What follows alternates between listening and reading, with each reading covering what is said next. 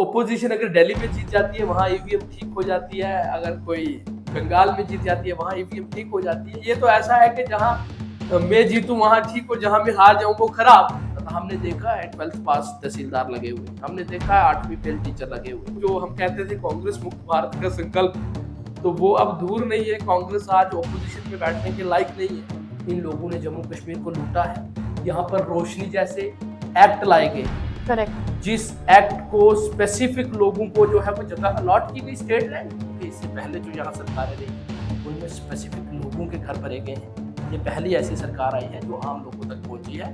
They are an integral part of Jammu and Kashmir. Kashmiri Pandits जो हैं तो उनके लिए सीटें रिजर्व करने का काम किया है।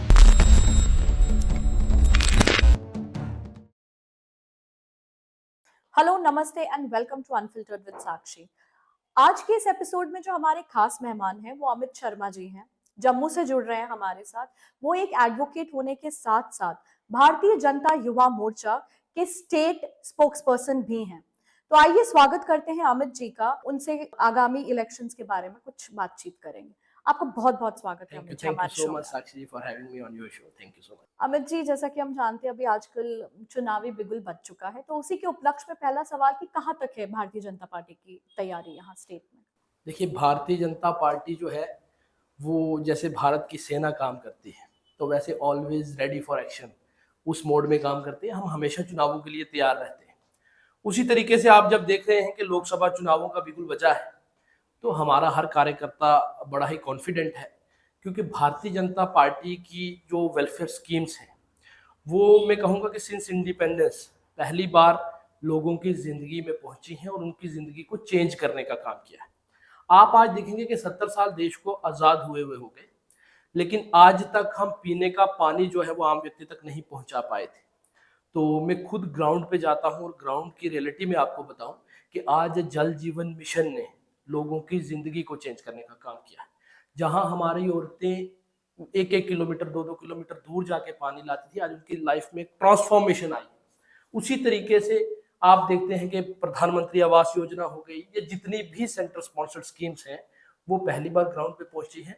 हम उस बेसिस पे जो है वो लोगों के बीच में जाते हैं और हमें पूरा यकीन है कि मोदी जी का जो डेवलपमेंट का एजेंडा है, जो मोदी जी का इंफ्रास्ट्रक्चर डेवलपमेंट आज हम जम्मू कश्मीर में देख रहे हैं, सोशल जस्टिस देख रहे हैं, तो गरीब लोगों को पहली बार ये पता चला है कि सरकार क्या होती है और सरकार लोगों के द्वारा चुनी गई होती है और लोगों के लिए काम करती है। ये पहली बार पता चला है, क्योंकि इससे पहले जो यहाँ सरकारें रही हैं उनमें स्पेसिफिक लोगों के घर भरे गए हैं। ये पहली ऐसी सरकार आई है जो आम लोगों तक पहुंची है और मैं पक्का कॉन्फिडेंट हूँ कि जम्मू कश्मीर के लोग डेवलपमेंट के एजेंडे को वोट देंगे। जम्मू कश्मीर के लोग विकास चाहते हैं, जम्मू कश्मीर के लोग देश के साथ आगे बढ़ना चाहते हैं, मेन स्ट्रीम में आगे बढ़ना चाहते हैं। इसीलिए हम जो है वो लोगों में आज जा रहे हैं और भारतीय जनता पार्टी का हर कार्यकर्ता इसके लिए आज मेहनत कर रहा है ग्राउंड पे, और हमें पक्का यकीन है कि जम्मू कश्मीर में मेजोरिटी में भारतीय जनता पार्टी सीटें निकालने जा रही है। अमित जी, जहाँ तक डेवलपमेंट की बात है और जम्मू कश्मीर की स्पेसिफिकली बात है, तो 370 एक ऐसा मुद्दा जिसके बिना यहाँ की बात करना इट्स ऑब्वियसली इम्पॉसिबल। तो 370 के बाद, जैसा मेरी आपके साथ कॉन्वर्सेशन हुई थी और आपने बताया आप राजौरी से आते हैं और आप बता रहे थे वहाँ के वहाँ स्कीम्स पहुंची है, बेनिफिट्स पहुंचे हैं, तो आप प्लीज हमारे व्यूअर्स को बताइए कि 370 का के टूटने का बेनिफिट जो वहाँ की जो दूर दराज के इलाके हैं वहाँ की जनता को कैसे मिला है? देखिए, मैं ये कहना चाहता हूँ कि धारा 370 सबसे बड़ा हिंड्रेंस था जम्मू कश्मीर की डेवलपमेंट के लिए। आप देखेंगे कि जब धारा 370 टूटी है, 850 के करीब ऐसे सेंट्रल लॉज हैं जो जम्मू कश्मीर में एप्लीकेबल हुए हैं। आप खुद सोचिए कि राइट टू एडुकेशन जो हमारा फंडामेंटल राइट है वो जम्मू कश्मीर में इन्फोर्स नहीं होता था। जम्मू कश्मीर का अपना संविधान था, जम्मू कश्मीर का अपना झंडा था। तो आप मुझे बताइए कि हम जब भारत के संविधान को पढ़ते हैं तो वहां पे सिंगल सिटीजनशिप की बात होती है।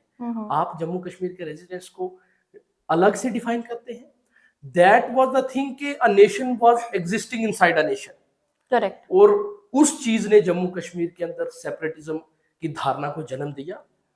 उस 370 ने जम्मू कश्मीर के आम लोगों का कत्लेआम यहाँ पर हुआ, आतंकवाद को जन्म दिया, वो 370 की वजह से था। जम्मू कश्मीर के लोगों के लिए जो है वो विकास के नए आयाम खुले। आज आप देखते हैं कि धारा 370 हटने के बाद 73rd और 74th कॉन्स्टिट्यूशनल अमेंडमेंट जो है वो जम्मू कश्मीर में लागू हुई और पहली बार जो रियल सेंस में डेमोक्रेसी है वो इंश्योर हुई है। आज लोग सरपंच बन रहे हैं, पंच बन रहे हैं, बीडीसी ब्लॉक डेवलपमेंट काउंसिल्स बन रही हैं, डिस्ट्रिक्ट डेवलपमेंट काउंसिल्स बन रही हैं और उनको प्रॉपर पावर्स देने का काम जो है वो जम्मू कश्मीर की सरकार में हुआ है। आज आप देख रहे हैं कि इंफ्रास्ट्रक्चरल डेवलपमेंट में आज प्रीमियर इंस्टीट्यूट्स जो हैं वो जम्मू कश्मीर के अंदर आए हैं। आज जम्मू कश्मीर भारत का पहला ऐसा राज्य है जहां पर 2 एम्स आए हैं। आज आईआईटी आया है, आज आईआईएम आया है। आज वो लोग जो जिनके फंडामेंटल राइट्स की ब्रीचमेंट यहाँ की पहली सरकारों ने की, आज आप वाल्मीकि समाज की बात करें, आज आप गोरखा समाज की बात करें, आज आप वेस्ट पाकिस्तानी रेफ्यूजीज की बात करें, आज आप कश्मीरी पंडित्स की बात करें, जितने लोग जिनको कहीं ना कहीं उत्पीड़न जिनका हुआ है इससे पहले, उनको सोशल जस्टिस देने का काम जो है वो धारा 370 के बाद हुआ है। आज वाल्मीकि का वो, मैं एक बार एक वाल्मीकि समाज की एक लड़की थी तो उससे मिला, तो उन्होंने अभी मुझे बताया कि उन्होंने रिसेंटली जो है वो जम्मू यूनिवर्सिटी में लॉ डिपार्टमेंट में एडमिशन ली है, क्योंकि इससे पहले शी वाज डिनाइड, क्योंकि उनके पास स्टेट सब्जेक्ट नहीं था। तो जिसके पास स्टेट सब्जेक्ट नहीं होता था उसको एजुकेशनल इंस्टीट्यूशन में एडमिशन नहीं मिलती थी। आप खुद सोचिए, एक व्यक्ति जो जम्मू कश्मीर में पिछले आजादी के बाद रह रहा है और उसको आप स्टेट सब्जेक्ट नहीं दे रहे, वो क्लियर जो है वो वायलेशन थी उनके फंडामेंटल राइट्स की। आज उन लोगों को सोशल जस्टिस दिया है। आज गुरखा समाज को उनके फंडामेंटल राइट्स जो है वो, उनके कॉन्स्टिट्यूशनल राइट्स जो है वो, गारंटीज जो है वो उनको मिलने जा रही है। आज वाल्मीकि समाज को मिली है। आज कश्मीरी पंडित्स के लिए पहली बार जो है वो जम्मू कश्मीर की लेजिस्लेटिव असेंबली में 2 सीटें नॉमिनेशन वाली जो है वो रिजर्व करने का काम यहाँ की सरकार ने किया है। कश्मीरी पंडित समाज ने एक बहुत बड़ा एक्सोडस झेला है और उसका दर्द पूरे देश को है, लेकिन आज हमारी सरकार ने पहली बार उन लोगों की आवाज़ JNK की असेंबली में उठे और अच्छी तरीके से उनकी आवाज़ जो है वो कहीं अनदेखी ना रह जाए जम्मू कश्मीर में, क्योंकि they are an integral part of Jammu and Kashmir. Kashmiri Pandits जो है तो उनके लिए सीटें रिजर्व करने का काम किया है। आज जम्मू कश्मीर के अंदर सेंट्रल लॉज अप्लाई हो रहे हैं और सबसे बड़ा जो काम हुआ है वो आप देख रहे हैं कि आज कश्मीर शांत है। आज कश्मीर के अंदर पत्थरबाजी नहीं हो रही। आज कश्मीर के अंदर कश्मीर बनेगा पाकिस्तान के नारे नहीं लग रहे। आज वो लाल चौक जिसमें पाकिस्तान का, हम देखते थे कि एक समय पाकिस्तान का झंडा लहराया जाता था, आज आप देखते हैं कि वो रात को जो है वो घंटाघर जो है वो तिरंगे की रोशनी में वो जगमगाता है। आज जम्मू और कश्मीर दोनों स्मार्ट सिटी प्रोजेक्ट आप देखते हैं तो आज इतनी ज्यादा इंफ्रास्ट्रक्चरल डेवलपमेंट हुई है कि पूरा उनकी थीम ही बदल के रख दी है सरकार। तो आज जो सेंटर का डायरेक्ट पैसा है वो आम लोगों तक पहुंच रहा है, वो ग्राउंड पे लग रहा है, वो कुछ चुनिंदा लोगों के जेब में नहीं जा रहा है। आज आप नौकरियों की बात करते हैं तो गरीब का बच्चा जो है वो आज रिक्रूटमेंट में आया है। इससे पहले ऐसा नहीं होता था। हमने देखा है 12th पास तहसीलदार लगे हुए, हमने देखा है 8वीं फेल टीचर लगे हुए। आज वो जो लोग फेवरेटिज्म के चलते हुए या इनका ही सारा सिस्टम वैसा चलता था और उसके अंदर नौकरियों में आप देखें, सरकारी एम्प्लॉयमेंट में देखें आप, या जो भी सरकारी मशीनरी के हाथ में चीजें होती थी वहां पर एक फेवरेटिज्म और बाइस्ड ओपिनियन होती थी। आज वो आम आदमी तक जो है वो खोल कर सरकार ने रखा। आज गरीब के बच्चे की नौकरी लग रही है। आपने देखा होगा पिछली बार स्टेट PSC के रिजल्ट हुआ और एक ऑटो चलाने वाले के 3 बच्चे जो हैं वो स्टेट PSC क्वालिफाई हुए। क्या ऐसा आपने कभी नेशनल कॉन्फ्रेंस की सरकार में देखा? आज एक ऑटो चलाने वाला आदमी है, उसकी बेटी पहले RJ का काम करती थी, आज वो जम्मू कश्मीर पुलिस में DYSP सर्व कर रही है। ऐसा कभी आपको देखने को नहीं मिलता था। आज यहाँ पर स्कैम हो गया। जम्मू कश्मीर की सरकार ने देखा तो यहाँ पर JNK के सब इंस्पेक्टर की एडवर्टीजमेंट हुई तो पता चला कि इसमें कुछ एम्बिग्यूटी है। सरकार ने आइडेंटिफाई किया, सरकार ने उस प्रोसेस को नल एंड वॉइड डिक्लेयर किया, वापिस से एग्जाम हुआ और आज गरीब का बच्चा जो है वो नौकरी कर रहा है। ऐसा कभी जम्मू कश्मीर में पहले देखने को नहीं मिलता था। बैकडोर अपॉइंटमेंट्स होती थी, स्पेसिफिक लोगों को बैंक लोन देता था और वो लोन बाद में जो है वो खत्म कर दिए जाते थे। इन लोगों ने जम्मू कश्मीर को लूटा है। यहाँ पर रोशनी जैसे एक्ट लाए गए, करेक्ट, जिस एक्ट को स्पेसिफिक लोगों को जो है वो जगह अलॉट की गई, स्टेट लैंड। और आज जम्मू कश्मीर के अंदर भारतीय जनता पार्टी की सरकार है कि 15 लाख कनाल सरकारी जमीन जो 370 की आड़ में इन लोगों ने जबरन हथियाई थी, आज उसको रिट्रीव किया गया है। आज नीडो से भी वो जगह छीनी गई है। आज जो लोग जम्मू कश्मीर के हालात खराब करते थे, आज वो जेल की सलाखों के पीछे हैं। ये जो प्रोसेस है, जब ये सारा प्रोसेस होता है, ये सारी स्टेबिलिटी जो है, ये इसलिए संभव हो पाई है क्योंकि धारा 370 जो है वो जम्मू कश्मीर से हटाई गई है। वो भारतीय जनता पार्टी का प्रयास था और ये ऐसा नहीं है कि ओवरनाइट कोई चीज चेंज हुई। हमारी पार्टी 1980 में बनी, तब से हमारा नारा था हमारी जिस दिन सरकार आएगी मेजोरिटी में हम धारा 370 को हटाएंगे, क्योंकि धारा 370 का इस भारत देश में रहना संभव ही नहीं है। आप एक देश के अंदर दूसरा देश कैसे बना सकते हैं? और आपको मैं बताऊं कि शुरू में तो जम्मू कश्मीर का अपना प्रधानमंत्री होता था जी, यहाँ पर सदर रियासत होता था। करेक्ट वो तो बाद में एक कॉन्स्टिट्यूशनल ऑर्डर के तहत जो है उसका नॉमेनक्लेचर चेंज किया गया। जी, आपकी सेंटर की कोई भी एजेंसी डायरेक्टली यहाँ पर रेड नहीं कर पाती थी। आज आप ईडी देखते हो, सीबीआई देखते हो, ये लोग, मैं आपको बताऊं कि हमारी सरकार ने 80,000 करोड़ का पैकेज दिया जम्मू कश्मीर को। अब 80,000 करोड़ का पैकेज तो आ जाता है जब फ्लड्स आए 2014 में, लेकिन वो पैसा यूटिलाइज कहाँ हुआ है, सेंटर की एजेंसीज को पूछने का अधिकार नहीं था, क्योंकि हमारे पास स्पेशल स्टेटस था। लोग कहते थे सो कॉल्ड स्पेशल स्टेटस। अब आपके पास ऐसा स्टेटस है कि सेंटर की एजेंसीज को आप अकाउंटेबल नहीं, सेंटर की गवर्नमेंट को आप अकाउंटेबल नहीं, जो लूट खसूट आपने करनी है वो करिए, पूछने वाला कोई नहीं है। ऐसा यहाँ पर सिस्टम था। जी, आज जब आप देखते हैं कि धारा 370 हटी है तो वो दुकानें उनकी बंद हो गई। अब जब वो दुकानें बंद हुई हैं तो तभी आज कश्मीर में पत्थरबाजी बंद हो गई है। आज वो हवाला का पैसा आना बंद हो गया है। आज वो हुर्रियत का कैलेंडर निकला बंद हो गया है। आज आप देखते हैं कि हुर्रियत के ऑफिस के बाहर तिरंगा झंडा है। क्या आप कभी सोच सकते थे कि हुर्रियत के ऑफिस के बाहर तिरंगा झंडा लहराया जाएगा? आज हुर्रियत नेग्लिजिबल है। आज जो लोग वहां पे ऐसे नारे लगाते थे, आज वो आपको नेग्लिजिबल, उनकी कोई एग्जिस्टेंस ही नहीं बची है। आज कश्मीर का युवा तिरंगा यात्रा लेकर डल लेक के किनारे पर चलता है। आज वहां पे थिएटर जो सिनेमा है वो खुला है। आज आप देखेंगे कि रात को, मैं पिछले कुछ दिन पहले मैंने कश्मीर विजिट किया तो मैंने देखा रात को 12 बजे लोग बैठ के जो है वो डल के किनारे पर जो है वो रिक्रिएशनल एक्टिविटी कर रहे हैं, वो आइसक्रीम खा रहे हैं, वो गाने गा रहे हैं, वो चल रहे हैं, वो आराम से नॉर्मेलसी, जिसको नॉर्मेलसी कहा जाता है, वो पहली बार कश्मीर में संभव होके जो है वो इस सरकार ने दिखाया है। और मैं आपको बताता चलूं कि भारतीय जनता पार्टी का और कश्मीर का काफी गहरा नाता है। आपको पता होगा कि इससे पहले यहाँ पर परमिट सिस्टम होता था, तो इंटरस्टेट परमिट लगता था, आपने जम्मू कश्मीर से बाहर जाना, उसी के लड़ने के लिए जो है वो श्यामा प्रसाद मुखर्जी जी जो है वो जम्मू कश्मीर में विदाउट परमिट एंटर हुए थे। और Atal ji at that time was the private secretary of doctor Shyama Prasad Mukherjee ji. और जब श्यामा प्रसाद मुखर्जी जी, ये माधोपुर जो पंजाब का एरिया है लखनपुर के पास, यहाँ से जब आगे आए तो वहां पर उनको रोका गया।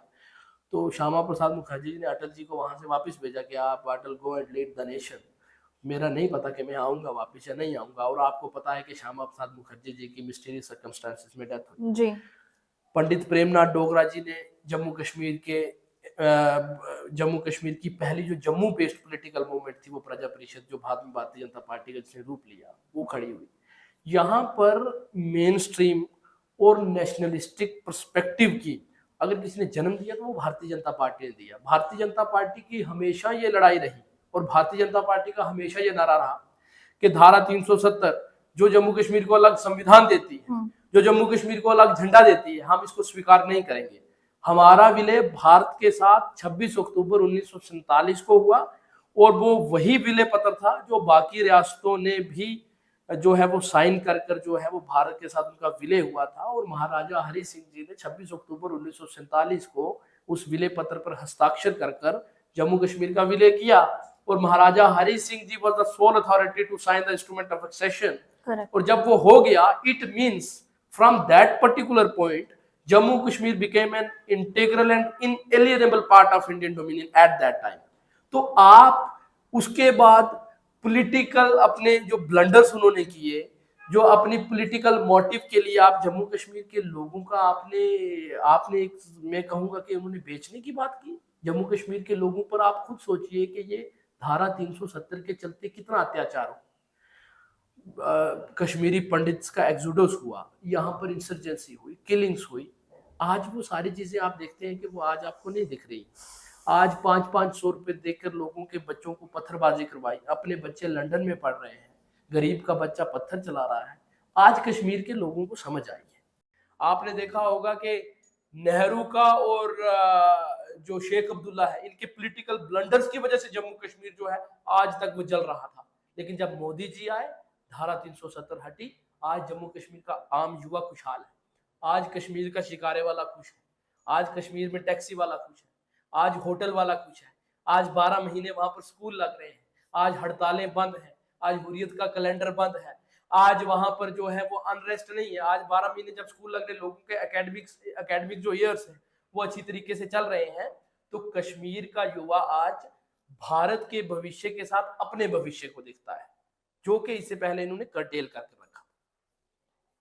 अमित जी, आपने बहुत सारे मुद्दों पर बात की और हम भी आपसे एक एक करके सवाल पूछेंगे, लेकिन सबसे अहम मुद्दा इस समय हम आपसे पूछना चाहते हैं, कश्मीरी पंडित जेनोसाइड।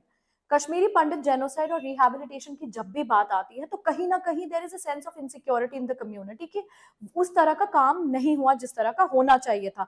और सबसे पहले आप रिहैबिलिटेशन की बात तो करते हैं, लेकिन जो हमारा जेनोसाइड हुआ उसको एक ऑफिशियल रिकॉग्निशन आज तक क्यों नहीं मिला? 19 जनवरी 1990 की उस काली रात को कोई नहीं भूल सकता, जब अपने ही देश के अंदर कश्मीरी पंडितों को जो है वो बेघर कर दिया गया।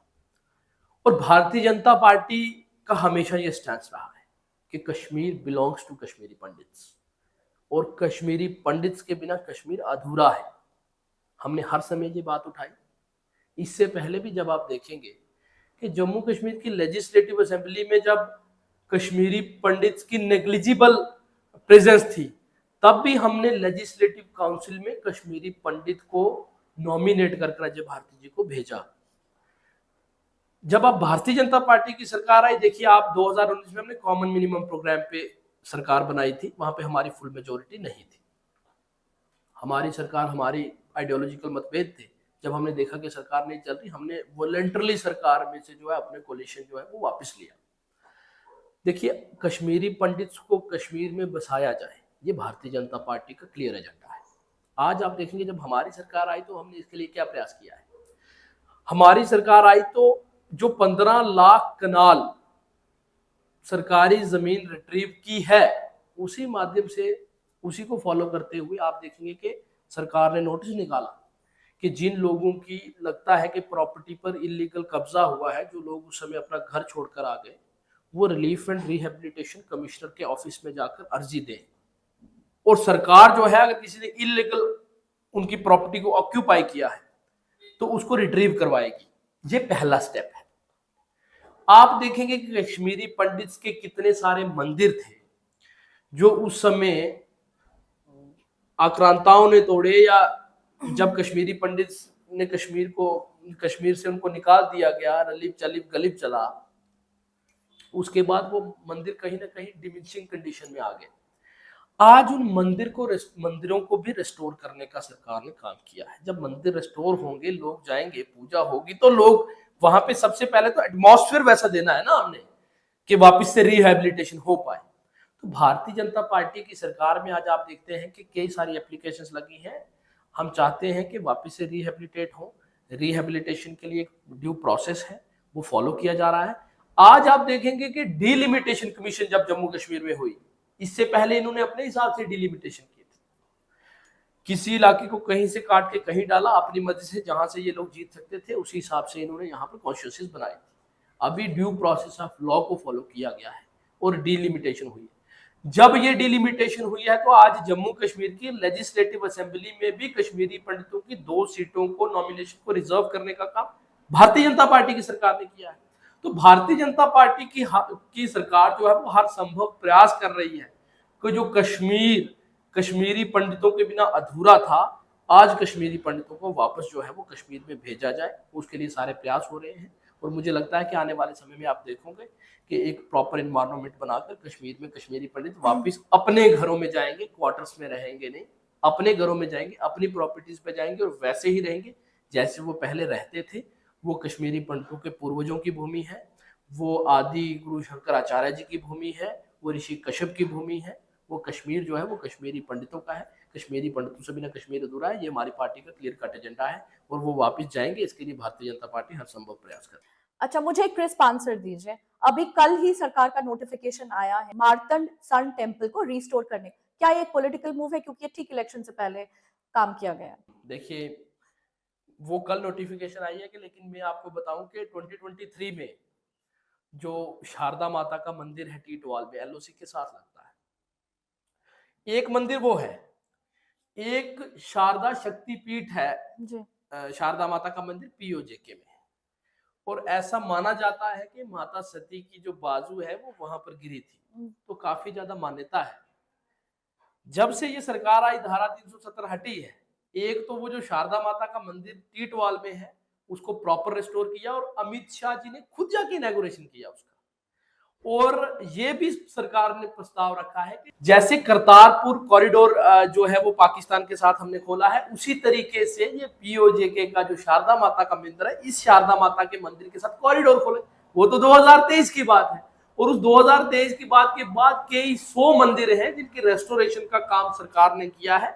और अब जाकर जो है मर्तांड सन टेम्पल जो 800 बीसी पुराना मंदिर है और जो एक बहुत बड़ा इतिहास अपने अंदर संजोए रखता है, बिल्कुल, उसको रिस्टोर करने का काम किया है। ये बहुत ही सराहनीय काम है क्योंकि कल्चर एक ऐसी चीज है और कल्चरल चीजों को प्रोटेक्ट करना ये एक फंडामेंटल राइट भी है और ये सरकार का दायित्व भी है जी। कि अगर हमारे कल्चर को या हमारी एथनिक क्लेंजिंग करने के लिए विदेशी आक्रांताओं के द्वारा उस समय कोई ऐसी चीजों को किया गया है जिससे हमारी कल्चरल चीजों की या मंदिरों की जो है वो क्लेंजिंग करने की कोशिश की जाए, उनको तोड़ा फोड़ा गया है या उनके साथ जो है वो उस तरीके का बर्ताव किया गया है। आज अगर ये सरकार का दायित्व बनता है और ये सरकार उस दायित्व को पूरी तरीके से निभा रही है।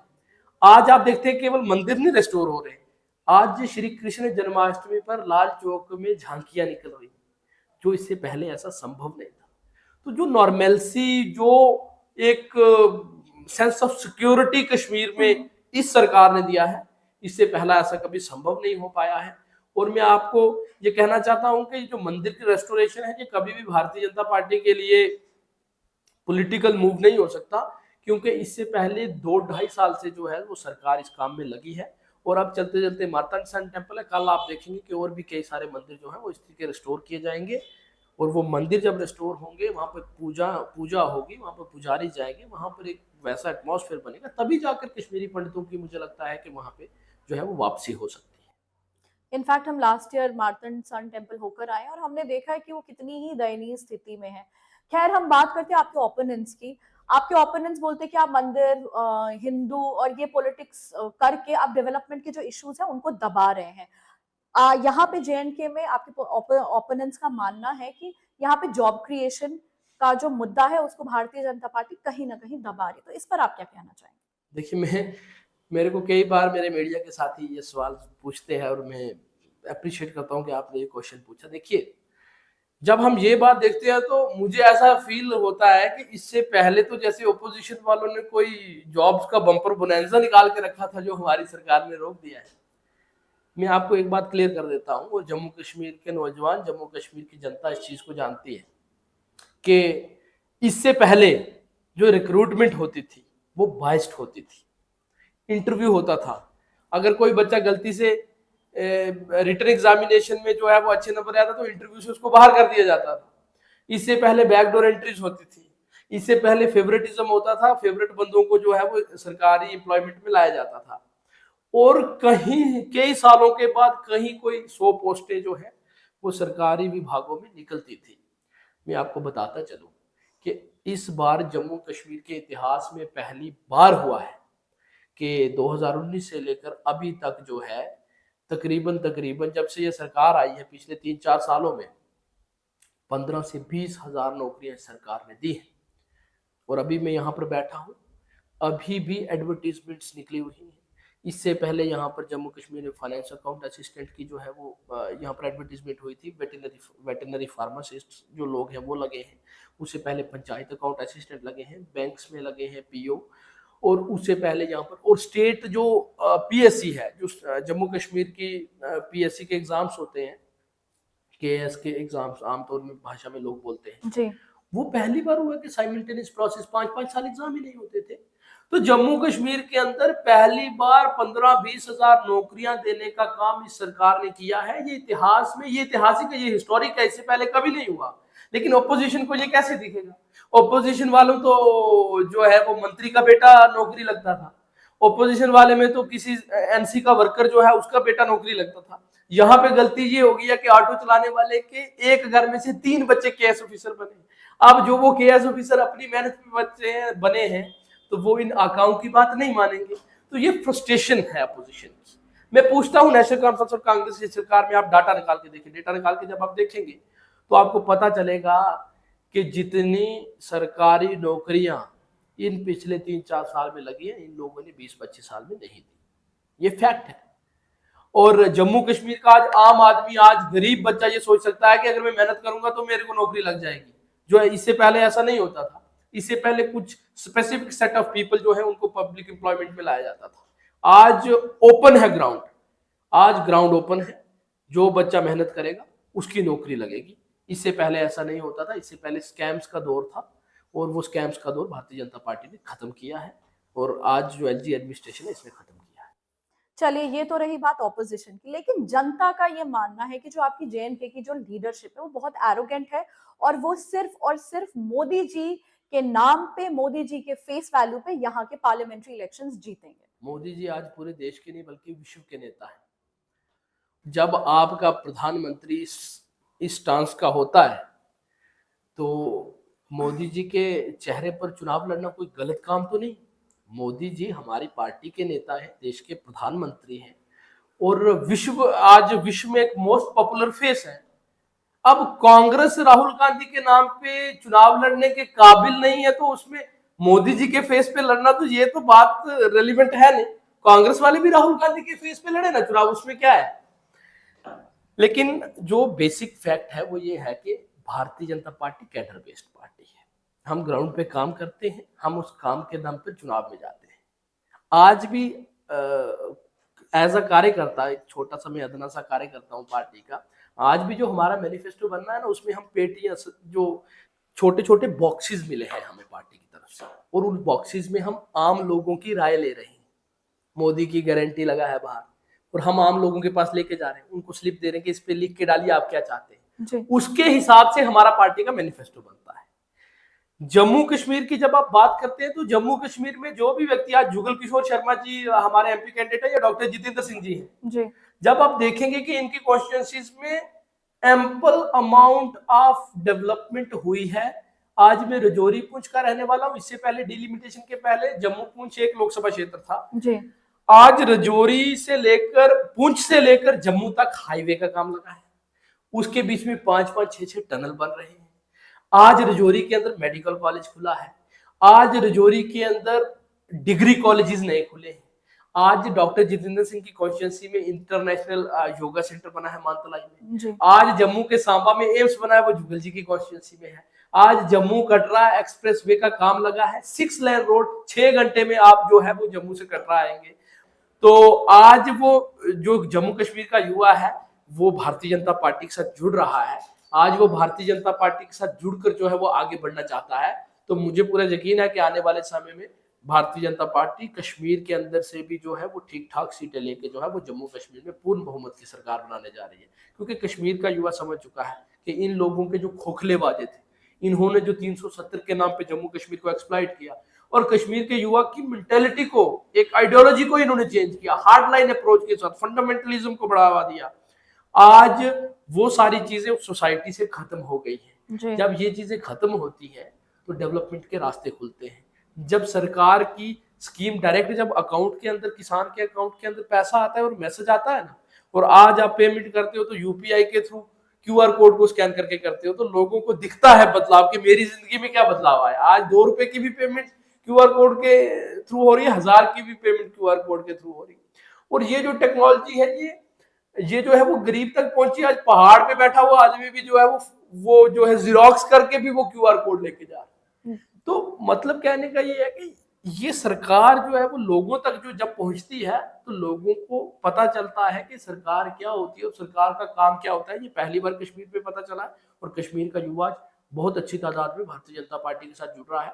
कई सारे लोगों ने हमारी पार्टी को ज्वाइन किया है। हम और मैं आपके चैनल के माध्यम से लोगों को कहता हूँ कि आइए भारतीय जनता पार्टी के साथ जुड़िए और जम्मू कश्मीर की नई तकदीर लिखने में, जो नया जम्मू कश्मीर हम चाहते हैं, जो नया जम्मू कश्मीर का संकल्प भारतीय जनता पार्टी ने लिया है और जो 2047 का विकसित भारत का संकल्प मोदी जी ने लिया है, उसमें अपनी कंट्रीब्यूशन भी दीजिए। अभी हमने पहाड़ों की बात की, तो मैं आपसे, आपके एरिया, आप राजौरी से आते हैं, तो वहां पे भी कुछ गुज्जर बकरवाल और उन पहाड़ियों के बीच में आपस में कुछ टसल हुई थी, तो उस पर थोड़ा सा अगर आप प्रकाश डालें तो। जो गुज्जर बकरवाल या पहाड़ी है, नेशनल कॉन्फ्रेंस और कांग्रेस की सरकारों ने पूरी जिंदगी इनको लड़ाया है और आपस में लड़ाकर अपना वोट लिया है। जब भारतीय जनता पार्टी की सरकार आई तो मुझे बताइए कि गुज्जर बकरवाल शेड्यूल ट्राइब है और 2019 से पहले SC ST atrocities act Jammu Kashmir में इंप्लीमेंट नहीं होता था, फॉरेस्ट राइट एक्ट इंप्लीमेंट नहीं होता था, रिजर्वेशन जो पॉलिटिकल है वो एसटीज को नहीं मिलती थी। देखो, जब भारतीय जनता पार्टी की सरकार है तो भारतीय जनता पार्टी ने गुजरों को भी उनका हक दिया, बकरवालों को भी उनका हक दिया और पहाड़ियों को भी उनका हक दिया। एक इक्वल ट्रीटमेंट जो आर्टिकल 14 इंडिया का कॉन्स्टिट्यूशन का कहता है, इक्वलिटी फॉर इक्वल्स, तो वो लोग सेम सिचुएशन में रहते थे, सेम कंडीशन में रहते थे।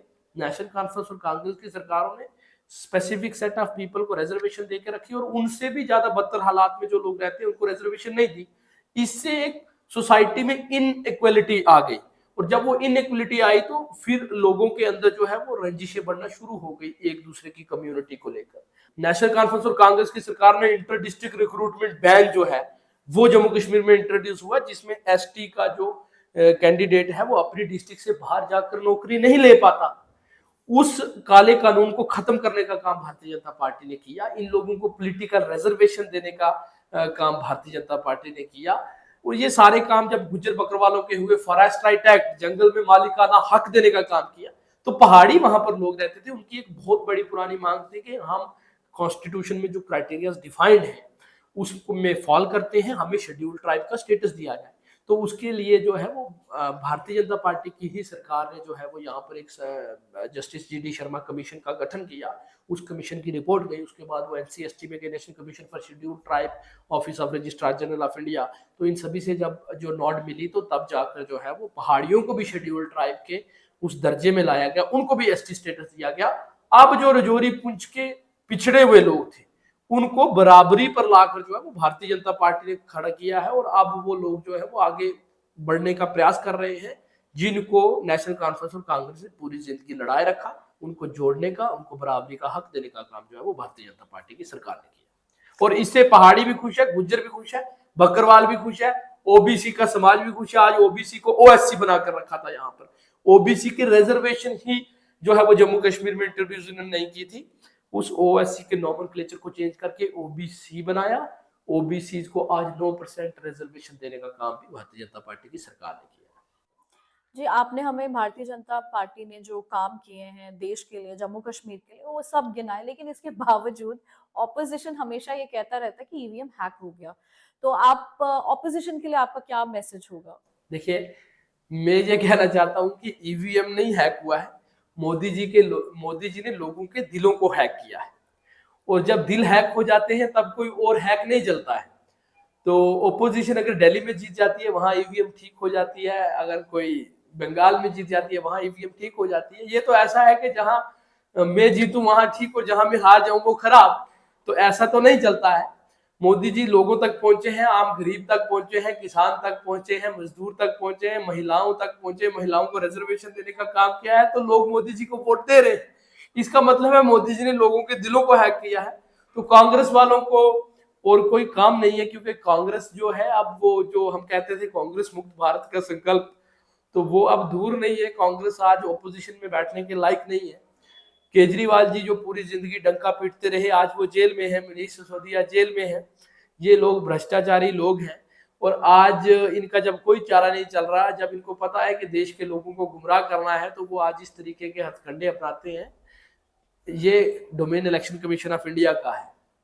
इलेक्शन कमीशन ऑफ इंडिया जो कॉन्स्टिट्यूशनल बॉडी है, और मैं कहना चाहूंगा कि मोदी जी ने लोगों के दिल हैक किए हैं और कांग्रेस वालों को अब अपना जो है वो ग्राउंड नहीं दिख रहा है, इसीलिए वो कहते हैं ईवीएम हैक हुए, क्योंकि जहां वो जीते वहां ईवीएम ठीक हो जाती है, जहां हम जीते वहां ईवीएम हैक हो जाती है। तो देश की जनता ने भी कांग्रेस को उसकी दशा बता दी है कि आप क्या डिजर्व करते हैं, इसीलिए जो है वो ये अनाप शनाप जो है वो मैं कहना चाहूंगा कि बोलते रहते हैं। अब देखिए ईवीएम हैक हुआ है या मोदी जी ने लोगों के दिलों को हैक किया, वो तो हमें आने वाले कुछ समय में पता चल ही जाएगा। बहरहाल हम आपको आप अपने चैनल के माध्यम से आपको बधाई देते हैं कि आप जो ये इलेक्शन थैंक यू कार्य सो कर मच। रहे हैं उसे अच्छे से करें। And on that note thank you very much. जय हिंद, जय भारत।